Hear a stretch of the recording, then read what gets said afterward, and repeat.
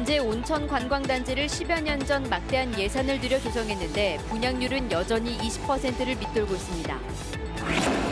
송하진 도지사가 새만금 신공항의 예비 타당성 조사 면제와 조기 착공 가능성이 열렸다고 밝혔습니다. 새만금 재생에너지 사업이 새만금 개발 목표를 수정한 것이고 졸속 추진됐다는 일부 비판에 대해 전라북도가 오히려 새만금 개발을 앞당길 것이라고 반박했습니다. 익산 농업기술실용화재단에서 농식품 가공기술을 이전받은 뒤 산업화에 도전하는 기업이 8곳으로 늘어 전북 농촌 산업에 활력을 불어넣고 있습니다. 여러분 안녕하십니까? JTV 8시 뉴스입니다. 김제 온천관광단지에 10년이 넘도록 찬바람만 불고 있습니다. 막대한 예산을 들여 조성했지만 분양률은 20%도 되지 않습니다. 보도에 오정현 기자입니다. 김제 온천관광단지의 온천시설입니다. 부도가 난 뒤 17년째 흉물로 방치되고 있습니다. 그나마 이 시설 한 곳만 들어섰고 상가와 여관 자리는 잡초만 무성합니다. 지금까지 김제 온천관광단지 전체 분양 대상의 17%인 14,000제곱미터만 분양됐습니다. 김제시는 10억 원이 넘는 예산을 들여 도로와 녹지, 주차장 등을 조성했지만 분양이 되지 않아 사람 한 명 다니지 않다 보니 무용지물이 되고 말았습니다. 주차 공간은 방역 차량 대기소로 사용되고 있습니다. 저희 망해버렸는데 어떻게 해도 못 오잖아. 이게 시에서 어디 마땅한 자리가 없고 거기 초차랑 이렇게 간적하고. 2013년에는 한 민간업체가 골프장과 호텔을 짓겠다고 나섰지만 지난해 포기하고 나갔습니다. 결국 수십억 원을 들여 조성한 관광단지를 활성화시키겠다며 김제시는 다시 2억 5천만 원을 들여 내년에 용역을 실시할 계획입니다. 앞으로 타당성 조사 같은 걸 해서 방향을 설정해서 인자유치라든가 아니면 공공방식을 갖고 있는가 해서 저희가 방향을 설정할 계획입니다. 단체장마다 김제 관광단지 문제를 해결하겠다며 나섰지만 해법을 찾지 못해 두고두고 관광단지가 큰 짐이 되고 있습니다. JTB 뉴스 오정현입니다. 새만금 재생에너지 사업이 새만금의 개발 목표를 수정한 것이고 졸속 추진됐다는 일부 비판에 대해서 전라북도가 적극 반박하고 있습니다. 오히려 새만금 개발을 앞당길 것이라고 강조하고 있습니다. 송창룡 기자가 보도합니다. 새만금에 민간 자본 10조 원 등을 투자해 원전 4개와 맞먹는 4기가와트의 태양광과 풍력 발전단지를 만드는 새만금 재생에너지 사업. 일각에서는 환황의 경제권 거점이라는 새만금 개발 목표를 수정하는 졸속 결정이라고 비판했습니다. 공론화 절차를 거치지 않은 그 절차적 문제와 함께 과연 이 정부가 새만금에 대해서 전북도민의 간절한 꿈을 이해하고 있는지. 전라북도가 이러한 비판에 적극 반박하고 나섰습니다. 송하진 도지사는 재생에너지 단지를 새만금에서 개발 소유가 낮은 곳에 설치하고 20년 뒤에 이를 철거하기 때문에 새만금 개발에 지장을 주지 않는다고 말했습니다. 오히려 수상태양광과 해상풍력, 연료전지 평가센터 등 관련 기관과 기업의 집적화로 새만금 개발을 앞당길 것이라고 강조했습니다. 문재인 대통령도 새만금을 황해 시대의 거점으로 만들자는 약속을 지키기 위해서 최선을 다하고 있다는 말을 그날도 하셨어요. 그러니까 원래의 목적은 전혀 바뀐 것이 없고. 또 재생에너지 사업을 지난해 1월부터 새만금 개발청과 협의해왔고 정책 토론회와 용역 등을 거쳤기 때문에 졸속 추진이 아니라고 주장했습니다. 지금까지는 어떤 큰 그림을 놓고 비전을 부른 거고 세부적인 내용들에 대해서는 주민들 설명회, 의사수렴, 공청회 등등의 절차를. 송 지사는 새만금 재생에너지 사업에 한전과 한수원 등 관련 공기업의 역할도 중요하다며 이들 공기업의 투자를 추가로 유치할 수 있도록 노력하겠다고 밝혔습니다. JTB 뉴스 송창룡입니다. 송하진 도지사가 최대 현안인 새만금 신공항의 예비 타당성 조사 면제와 조기 착공 가능성이 열렸다고 밝혔습니다. 최근 군산을 찾은 문재인 대통령과 만난 자리에서도 이를 확인했다는 설명입니다. 권대성 기자의 보도입니다. 정부가 균형 발전과 지역 경제에 도움이 되는 사업은 예비 타당성 조사를 면제해 빠르게 추진하기로 했습니다. 면제 대상 사업은 시도 의견을 들어 연말까지 확정합니다. 송화진 도지사는 이 같은 방침으로 새만금 신공항 사업이 조기 착공의 최대 걸림돌인 예비 타당성 조사 없이 추진될 수 있는 길이 열렸다고 말했습니다. 특히 지난달 30일 군산을 찾은 문재인 대통령도 물꼬를 터져 감사하다는 말에 웃음으로 화답했다면서 조기 착공의 가능성이 한층 높아졌다고 내다봤습니다. 가능성의 길을 뚫었고 그 입구에 우리는 와 있다 이렇게 보시고 8분 능선까지는 올라와 있다 이렇게 보시면 될 것 같습니다. 송하진 도지사는 군산 조선소 재가동에 대한 대통령의 발언도 공개했습니다. 현대중공업이 약속한 것처럼 재가동 시기를 내년으로 못 박을 수는 없어도 조선산업이 호전되고 있는 만큼 희망을 갖고 해결책을 찾고 있다고 전했습니다. 송하진 도지사는 전북 산업체질 개선책의 하나로 수소차 산업을 키우겠다면서 정부와 협의를 거쳐 조만간 육성 계획을 내놓겠다고 말했습니다. JTB 뉴스 권대성입니다. 자치단체장이 지방공기업과 출연기관장을 임명할 때 인사청문회를 도입해야 한다는 주장이 또 나왔습니다. 김광수 의원이 국회에서 개최한 인사청문회 법제화 토론회 참석자들은 지방정부의 재정 건전성에 큰 영향을 미치는 공기업과 출연기관장이 아무런 검증 없이 선임되고 있다며 인사청문회를 법제화해야 한다고 입을 모았습니다. 그동안 일부 자치단체장들은 능력과 자질에 관계없이 자신의 측근이나 선거 공신 등을 기관장으로 임명해 무리를 빚으면서 인사청문회를 통한 사전 검증 필요성이 제기돼 왔습니다. 공공기관의 어린이집 정원을 채우지 못하는데도 지역의 보육 수요를 외면하고 있다는 지적이 나왔습니다. 보건복지부가 민주평화당 장정숙 의원에게 제출한 자료에 따르면 지난 8월 말 현재 전북의 공공기관과 직장 어린이집에는 888명 정원에 668명의 어린이가 다녀 220명의 여유가 있는 것으로 조사됐습니다. 장정숙 의원은 지역의 보육 수요를 충족시킬 수 있도록 남는 정원을 일반 가정의 자녀에게도 개방해야 된다고 지적했습니다. 익산의 농업기술실용화재단의 농식품 가공기술을 이전받아서 국가식품 클러스터에서 산업화에 도전하는 기업이 벌써 8곳으로 늘었습니다.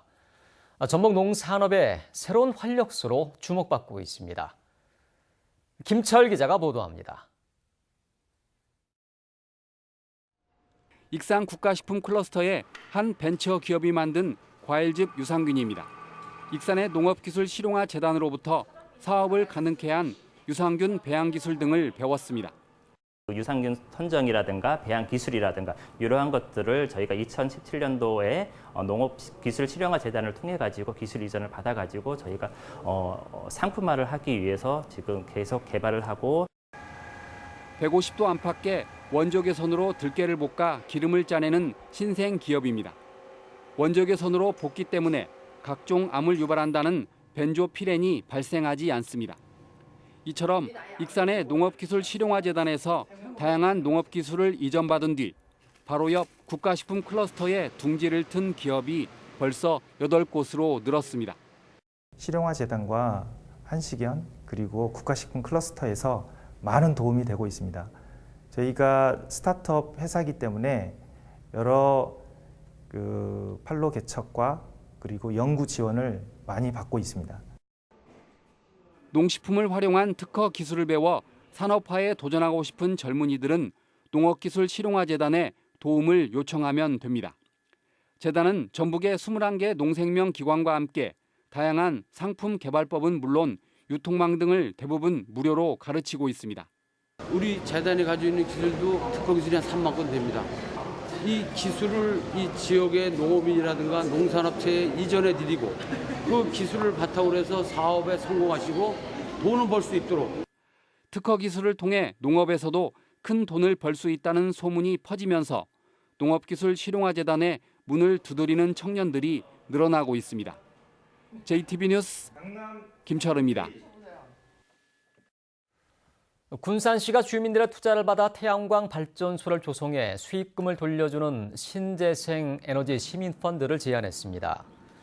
군산시는 이를 위해 정부가 발표한 새만금 재생에너지 단지 안에 3천억 원의 주민 투자를 받아서 200메가와트 규모의 태양광 발전소를 추진할 계획이라고 밝혔습니다. 군산시는 시민펀드에 1억 원을 투자할 경우 20년 동안 해마다 7%의 수익률을 전망했습니다. 전라북도가 산업 체질 개선과 신산업 육성을 위해 경제부서를 확대하는 조직 개편안을 마련했습니다. 전라북도는 경제산업국을 일자리 경제국과 혁신성장산업국으로 나누고 신재생 에너지과와 사회적 경제과, 자동차 산업팀 등을 새로 만들기로 했습니다. 또한 인구정책팀과 남북경제협력팀도 신설하기로 했습니다. 18번째를 맞은 전북 독립영화제가 막을 올렸습니다. 본심에 오른 27편의 독립영화들이 관객들을 맞이합니다. 전북 도립국악원의 창작 무용극도 소개해드립니다. 정원희 기자입니다. 맛있겠다. 고마워요. 오빠 맛있겠다. 독립영화인들의 축제, 전북 독립영화제가 시작됐습니다. 내일은 격파왕을 슬로건으로 내건 이번 영화제에는 지난해보다 100편가량 늘어난 840여 편이 출품됐습니다.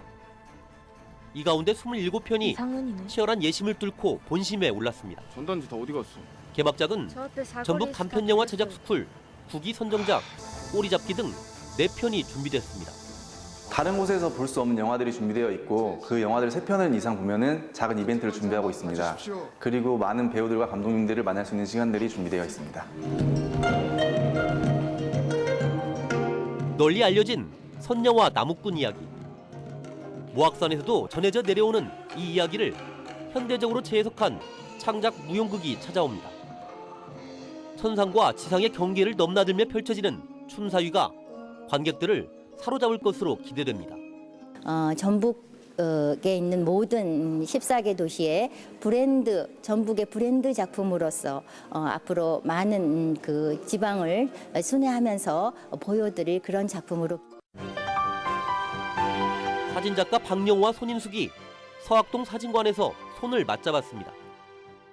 분단 현실에서 북한 이탈 주민이 느낄 수 있는 고민이 담긴 작품. 그리고 거울을 통해 보여지는 여성과 빈 공간을 촬영한 작품들이 오는 25일까지 관람객들을 기다립니다. JTB 뉴스 정원익입니다. 정의당이 1년 5개월 앞으로 다가온 총선을 위해 조직 정비에 박차를 가하고 있습니다. 정의당은 무주 진안 장소에 이어 다음 달 남원 임실 순창 지역위원회를 잇따라 출범시키고 조직이 없거나 위원장이 공석인 완주와 김제, 부안, 그리고 군산에 대한 정비에 힘을 쏟기로 했습니다.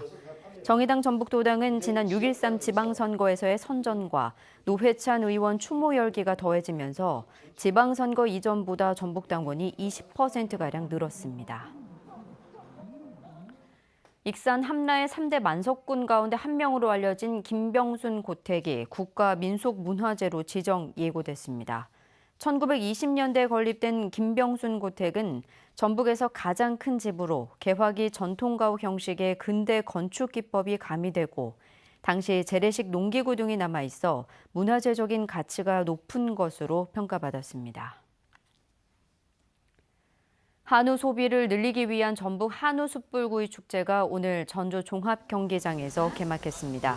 오는 3일까지 이어지는 이번 축제 기간에는 한우 할인 판매 행사와 함께 경매 이벤트, 가족요리 대결 행사 등이 펼쳐집니다.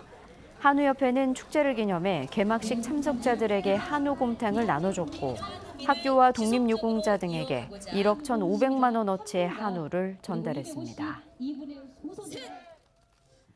전북지방경찰청은 회사 돈 수십억 원을 빼돌려 개인적으로 사용한 혐의로 전주의 한 유통업체 대표 67살 A씨를 불구속 기소 의견으로 검찰에 송치했습니다. A씨는 지난 2015년부터 최근까지 회사 돈 2억 원가량을 횡령하는 등 모두 50억 원가량을 빼돌리거나 개인적으로 사용한 혐의를 받고 있습니다. 경찰은 A씨가 횡령금을 변제하는 등 피해 복구를 위해 노력한 점을 고려해 불구속 상태로 수사했다고 밝혔습니다. 전주지법 제2형사부는 여행지 게스트하우스에서 잠든 여성을 성폭행한 혐의로 기소된 대학생 22살 A씨에게 징역 3년에 집행유예 5년을 선고하고 사회봉사와 성폭력 치료 강의 이수 등을 명령했습니다. A씨는 지난해 11월 제주도의 한 게스트하우스에서 함께 투숙객 파티를 한 뒤 잠든 20대 여성을 성폭행한 혐의로 기소됐습니다. 재판부는 A씨가 범행을 반성하고 있고 A씨와 합의한 피해자가 처벌을 원치 않는 점 등을 고려해 형을 정했다고 밝혔습니다. 군산경찰서는 상습적으로 음주운전을 한 혐의로 53살 최모 씨와 45살 안모 씨를 구속해 기소 의견으로 검찰에 송치했습니다.